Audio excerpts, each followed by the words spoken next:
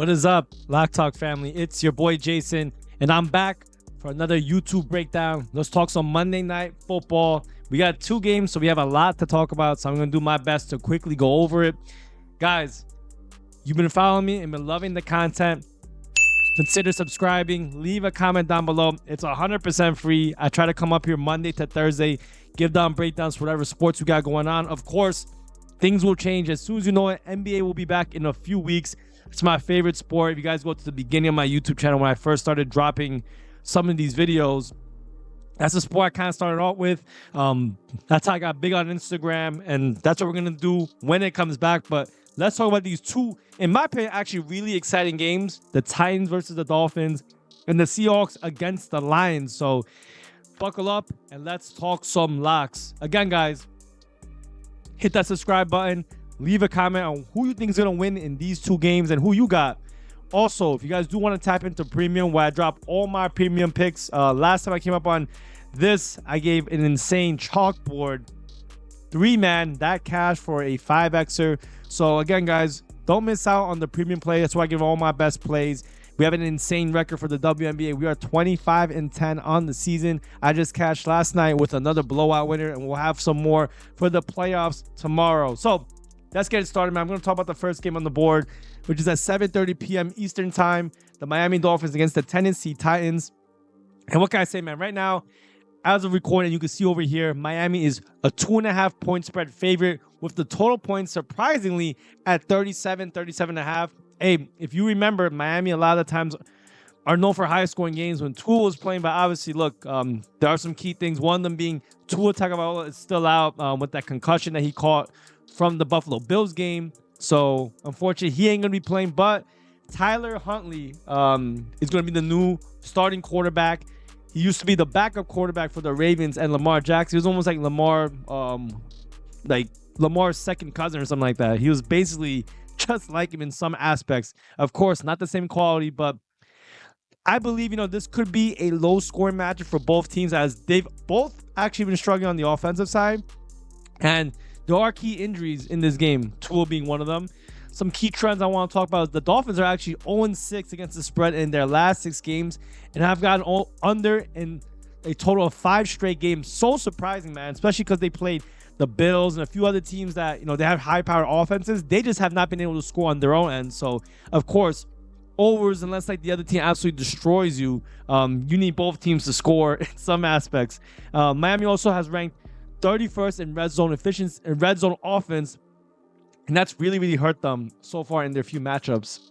The Titans, however, on their side, have not been good on defense. I know in prior years they were really well known for having a pretty strong defense, but they rank 26 in yards per pass attempts allowed and have a strong run defense. But this may be able to stifle Miami's run game with guys like Devin Achane and things like that. If I go down, let's see. If I go down to the team rankings. And guys, by the way, let me know if you like this new format. Hopefully, all this flashing stuff is not too much. I want to try some months. I want to step up the quality of the YouTube. So I took a lot of time just kind of look at some things to have a nice template for you guys. But if you guys do like it, let me know. But we take a look at kind of their stats so far. On the defensive side, red zone efficiency, Titans have been really good. Obviously, I just said it before. Miami's been very poor in the red zone. They haven't been scoring. And they've had a pretty good rushing defense as of late. Let's talk about the injuries, though. I want to talk about that. The injuries for sure are huge on both sides, in my opinion. So on Miami, obviously, Tua's not playing. Miami's offensive line is thin, and they've been thin for a while, especially with injuries to linemen like Teron Armstead. Titans also missing key defenders like Jeffrey Simmons and Amani Hooker. So let's see. I'm going to show all that are injured on both sides. Amani Hooker, he's still questionable. I don't know if he's going to play, but and also Jeffrey Simmons, he's doubtful. So Hooker might be able to play as of late, but we'll see if he ends up playing or not. But truthfully, we have to go through this game. Let's take a look at the line movement as well. Let's see. Line did open up at 2.5, went to as low as supposedly Titans -1.5. I don't know if that's the case or not, but it's back at the 2.5 number. Looks like a lot of people are all over the Titans. more of the money though is on Miami, so I'd say probably the public is on Miami. Bigger money is on Miami. It's a tough call in my opinion.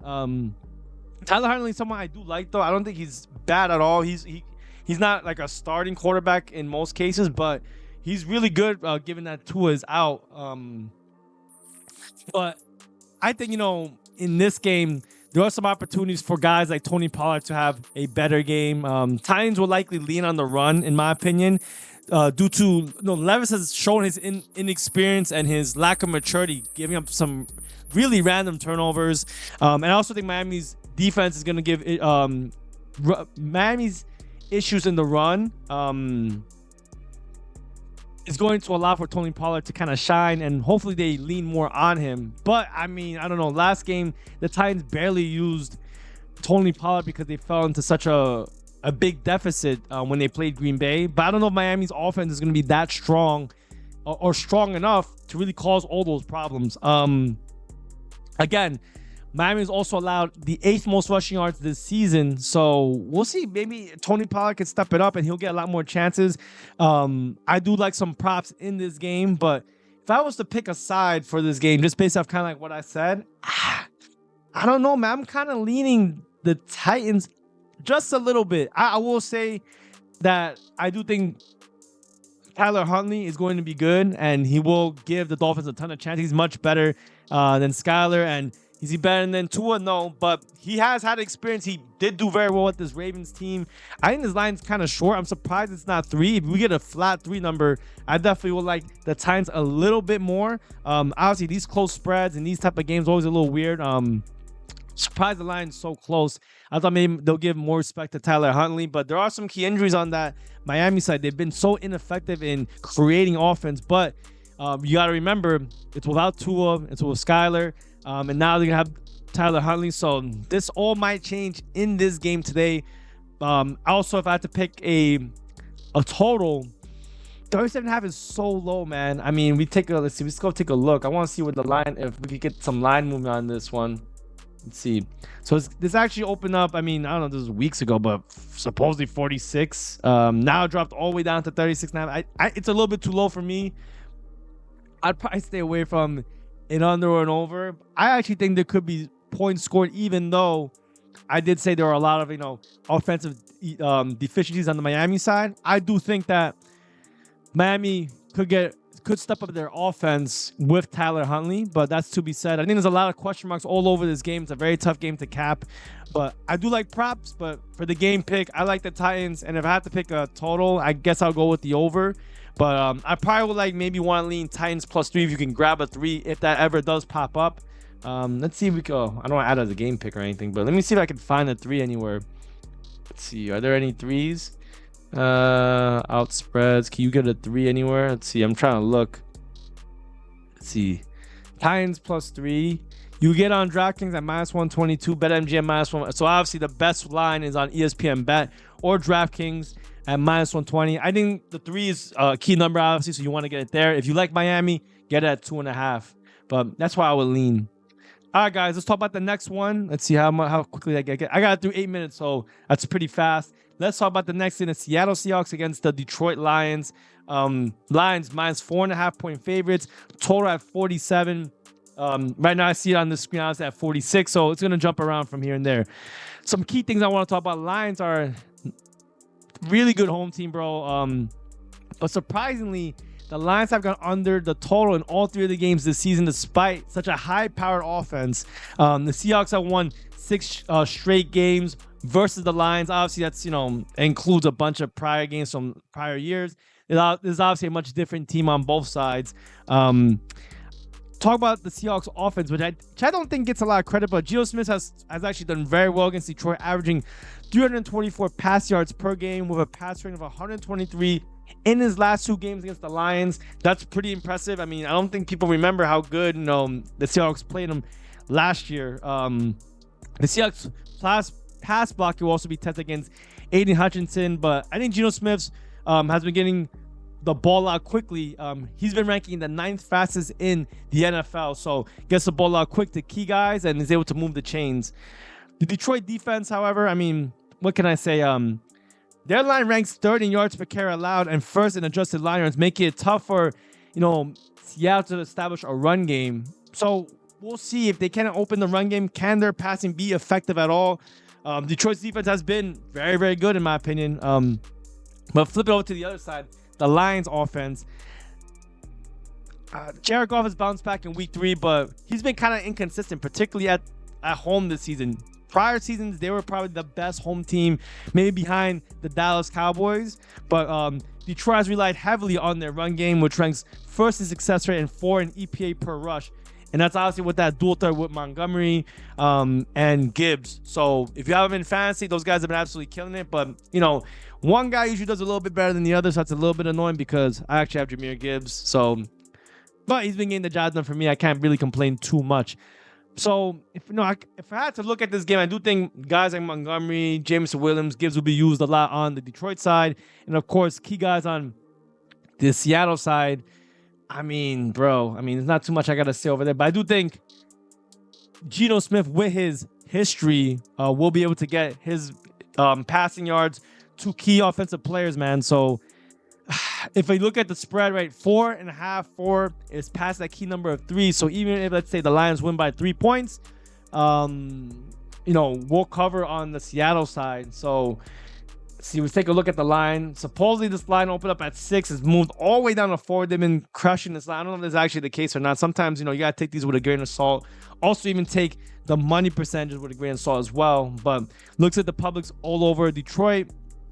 Detroit's a home team. If this team was in a neutral field, this game's almost a pick 'em. Call it like 1.5, 2.5 points. So I do think, it's a very close game to call. I do think Detroit has the better offense, but Seattle's defense ain't that bad. Take a look at the defensive side.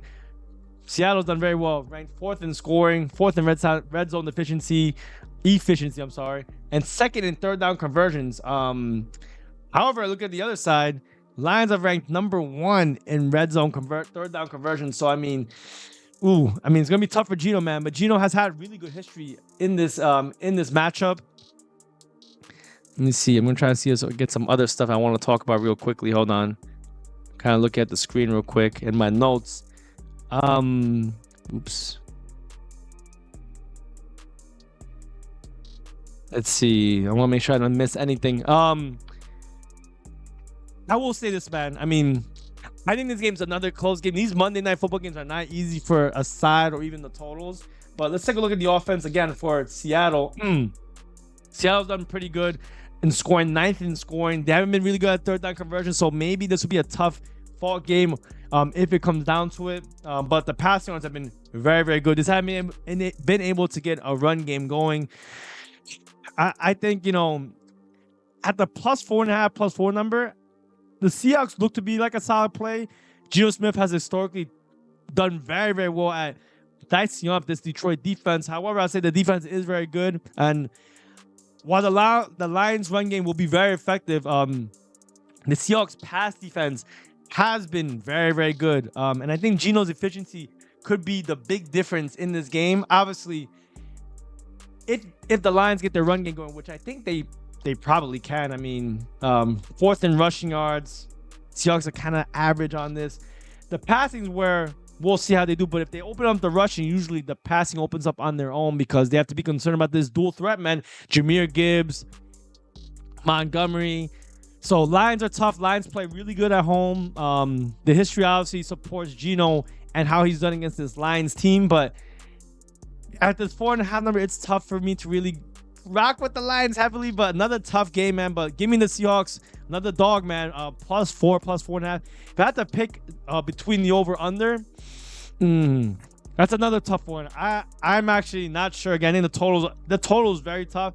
I would maybe lean with an under. I do think Seattle will have some difficulties scoring a little bit, even though I think they'll be efficient.